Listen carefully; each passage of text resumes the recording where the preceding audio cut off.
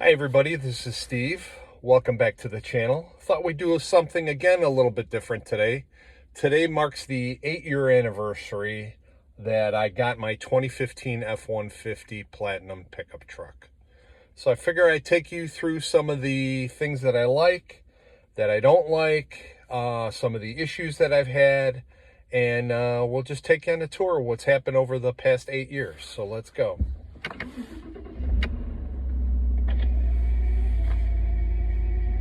So a little over 8 years ago, I placed the order for my 2015 F-150. As you guys probably know, 2015 was a whole brand new model redesign. They went to an all aluminum body, supposed to be at least 700 pounds weight savings.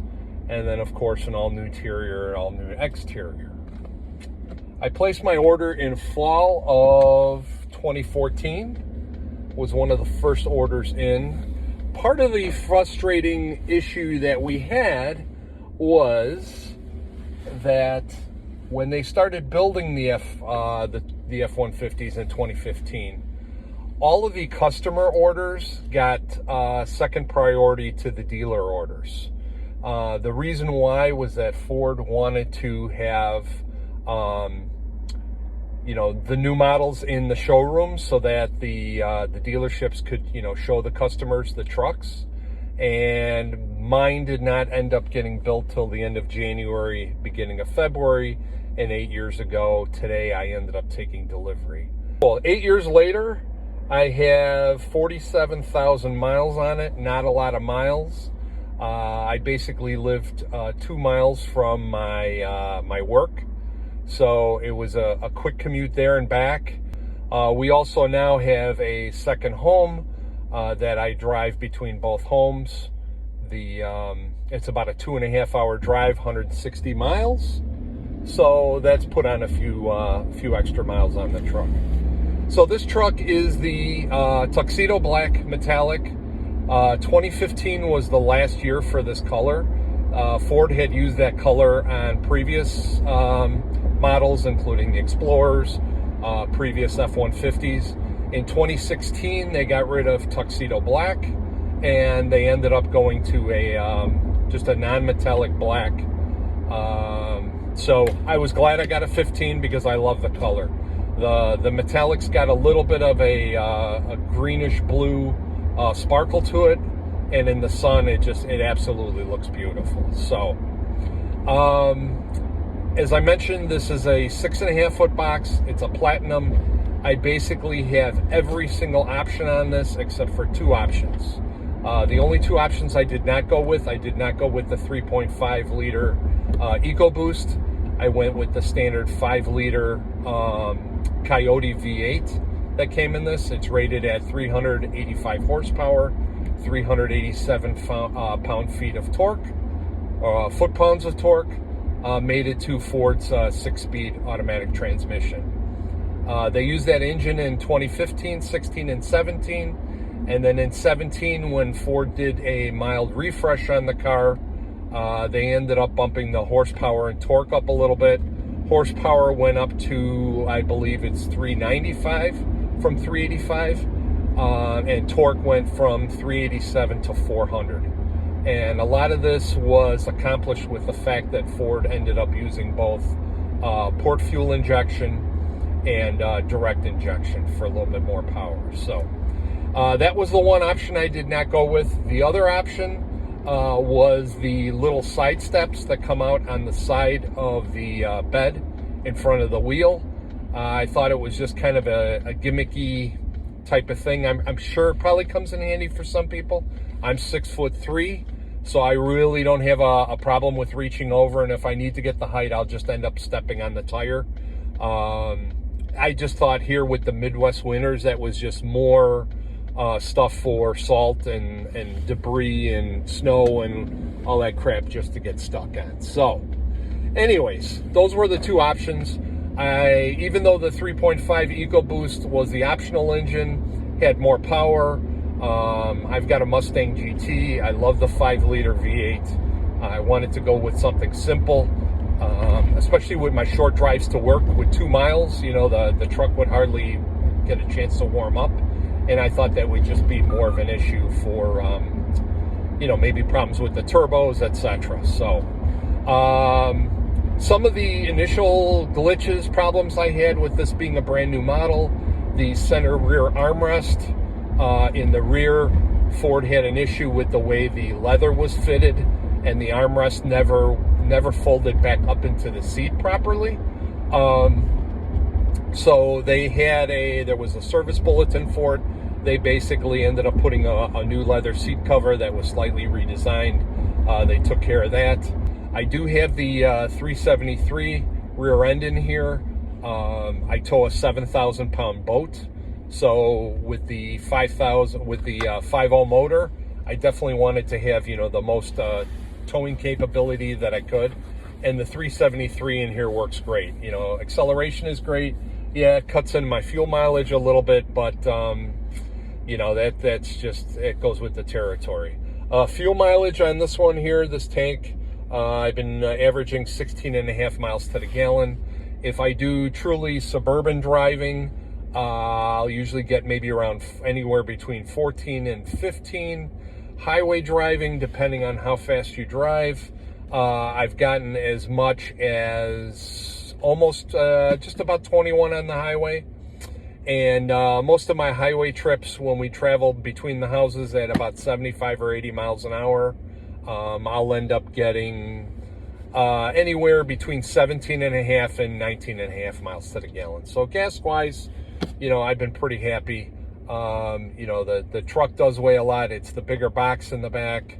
I have the backflip F1 tonneau cover. I did another review on that about how I would definitely not recommend that. That cover is actually very heavy.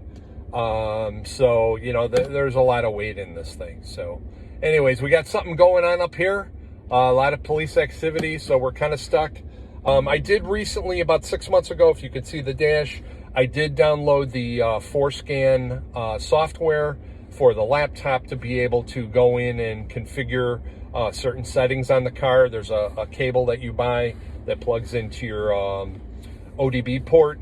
And what I was able to do on the temperature gauge, I was able to now display the actual temperature above it. So you can see it's 176 degrees. And above the transmission temperature, that also displays now, it shows 138 degrees. So those were two of the options that I fixed. The other two that I ended up going into the software was there's an option called Bambi mode, which allows you to leave the fog lights on when your high beams are on. This has got automatic high beams as an option. So that was great. And then my favorite feature that I was able to change is the horn honk. If you end up, you know, starting the truck and you get out of the truck to do something, you know, pick up something on your driveway and you have the keys in your pocket, every time you close the door with the car running, with the truck running, you get a double beep, which was just, you know, on the horn, which was very annoying. I'm sure the neighbors didn't appreciate that. So that was one thing that I was able to disable. So a couple other glitches with the car. The wintertime, the power running boards, with the snow here, sometimes they get slow. Sometimes they get a little bit snowed up. They won't necessarily always go back up. After you close the door, sometimes you'll drive for about maybe a minute or two and then you'll hear them power up. But for the most part, they've been fine. The great things about it is this thing is so comfortable. For our trips, you know, between the two houses on the highway, the seats are comfortable. This vehicle's got the power massaging seats. I did have an issue with the passenger one that ended up, I had a hose that actually ended up coming off the compressor that's on the inside, so it wasn't inflating the bladder anymore. That was fixed under warranty. That was a quick fix. Speaking of seats, the heated and cooled seats, the heated seats are very good in the front. They do take a little while because they are heated with air. They are also cooled with the air. The rear seats are also heated, and those are just, they've got the electric element in there, so they get real hot real fast. My other gripe with the seats, with the air-conditioned seats, they call them air-conditioned seats, AC, I think since then they've basically remarketed. They're called ventilated seats now. They'll blow just a little bit of cool air first, and then the air doesn't really stay that cool and starts getting warm. There's been pages and pages on the forums about aftermarket kits.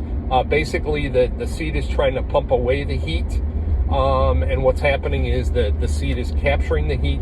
They've got different exhaust kits now that people have 3D printed for the seats, and I didn't want to rip my seats open and try to screw with it. So, you know, they're okay. They're mediocre. I don't need to use them that often in the summer.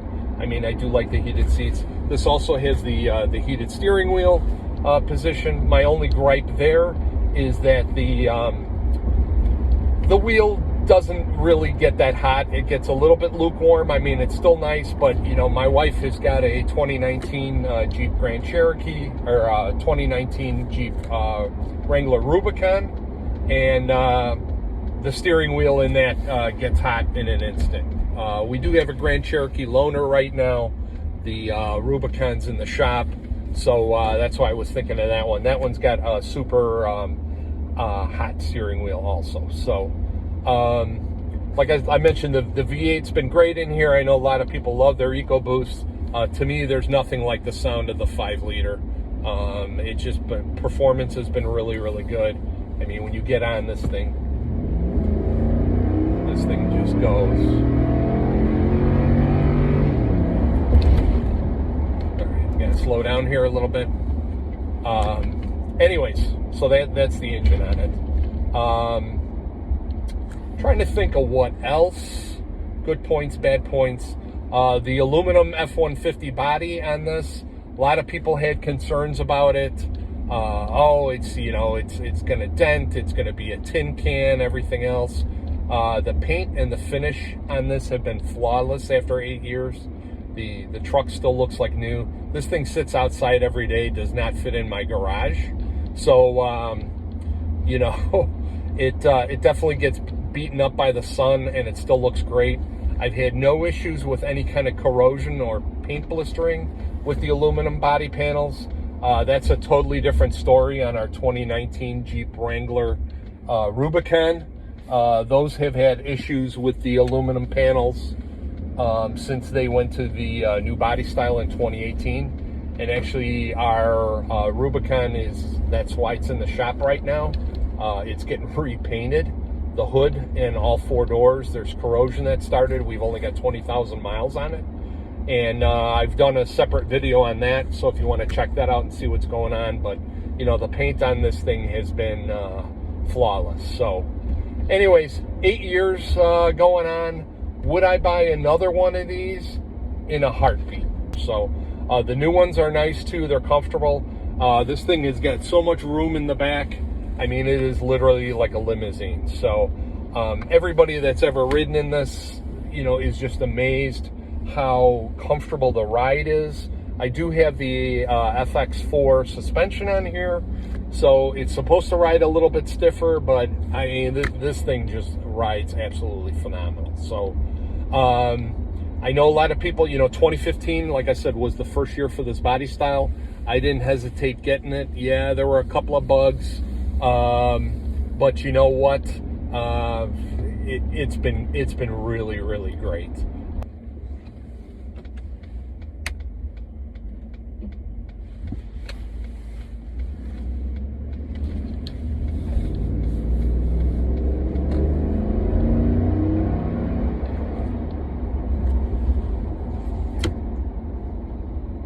Transmission on this thing has been great.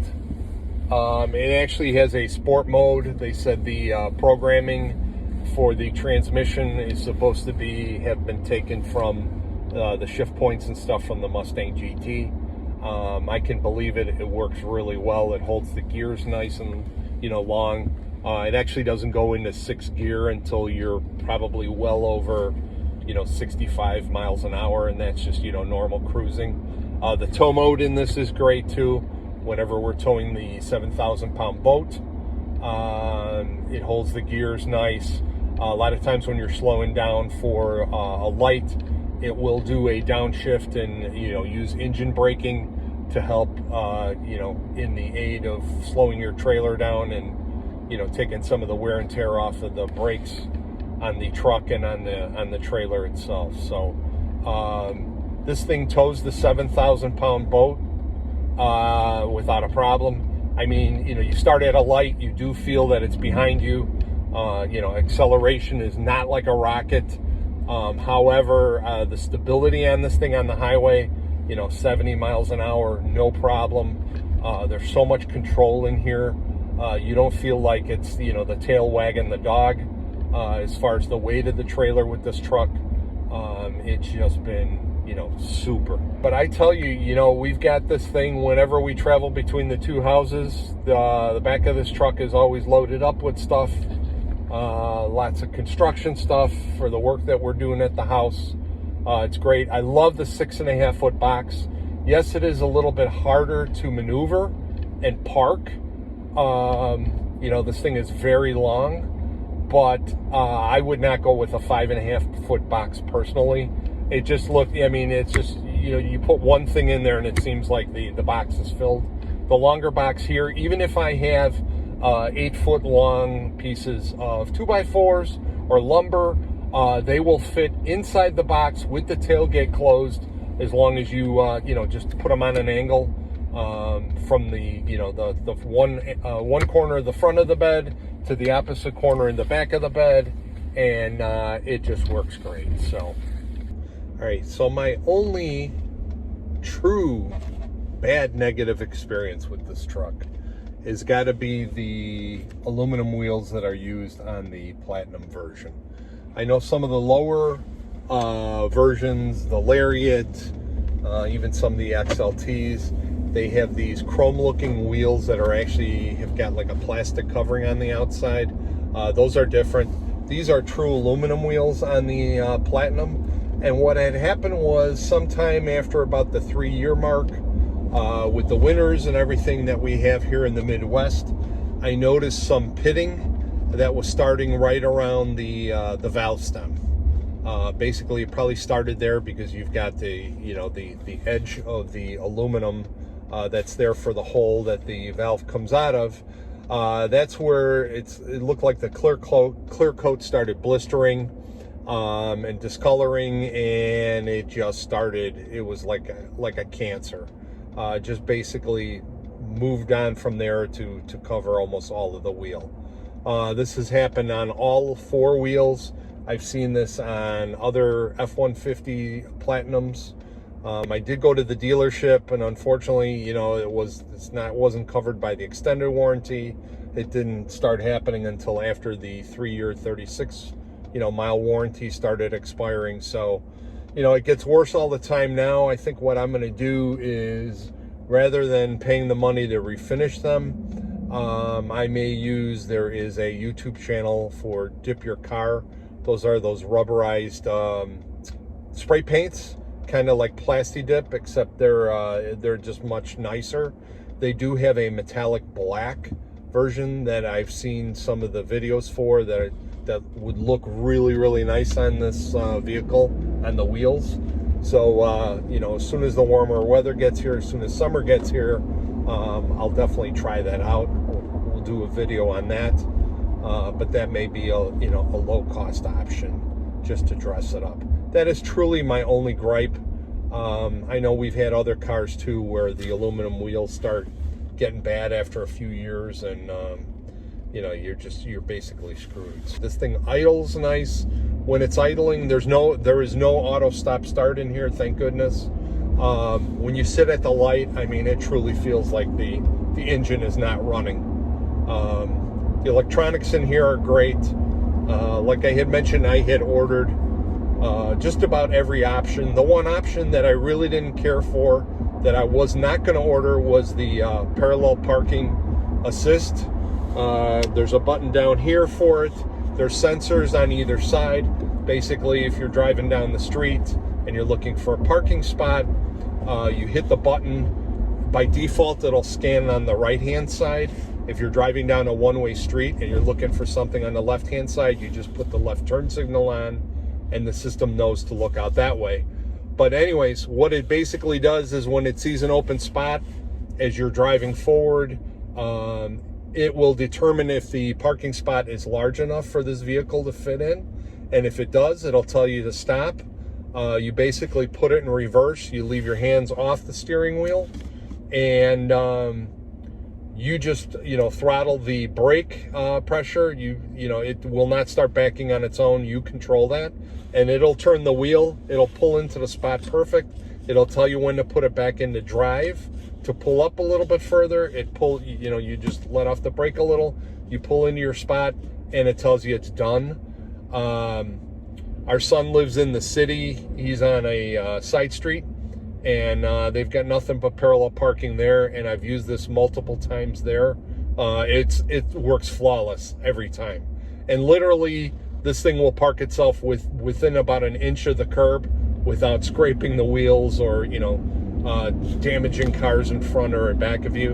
And the fact that you actually control the brake and the movement of the truck, it just gives you a little bit of a safety feeling, just for the fact that you're controlling it. You're not 100% relying on electronics and computer. Anyways, regarding the Panoramic moonroof, I do love it. It lets a lot of light in here. There's a power operated shade. Actually can't close the shade right now because the GoPro is mounted up against the glass. It is very nice. When it's open, there's minimal wind buffeting.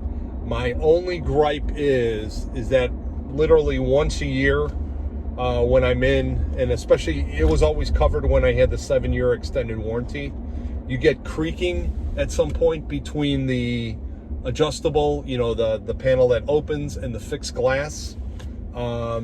If you're going over a curb or going over something slow, where the body's flexing a little bit, you'll end up hearing it. And I don't know if they end up lubing it or they adjust it, but basically I get it back and it's quiet, and it lasts about a year, and then, it's time again. So I have not had to have it adjusted since the 7-year warranty expired. So it's been about a year now, and it's been fairly quiet. And, they did well. Little wheel spin there.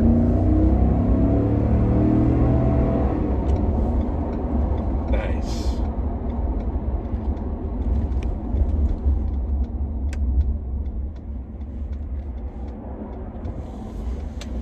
The automatic 4-wheel drive position on here is phenomenal too. That's one of the standard features with the transfer case on the Platinum. I believe it may even be an option for the Lariats, but it's nice. Instead of just a 2-high and a 4-high, you've got the auto setting. So if it is just a little bit slippery out as far as rain or snow, the road does not have to be snow packed. And if the system detects slippage, it'll automatically send the power to the wheels that have the most traction. So it's got the locking rear diff in the back too that you end up pulling out on the knob. It'll lock the diff. The only thing that I'm missing, and they brought it out in 2016, is the trailer backup assist. That's the one where it uses in conjunction with the camera. As you're backing up, there's a knob here that you turn to make the trailer backing a little bit easier. And I've been backing up trailers for a long time, so it's not an issue for me. But I know a lot of people that are new at it, they get confused. They turn the wheel a certain way, and the trailer's going the wrong way, and before you know it, they got the trailer basically jackknifed as they're trying to back it in. So that's where that controller really comes in handy. But like I said, they came out with it in 2016. I don't have it on this one. All right, that's it for this. Hope this helps. Thanks again for going with the ride. Thanks for listening to my rambling, and we'll catch you on the next one.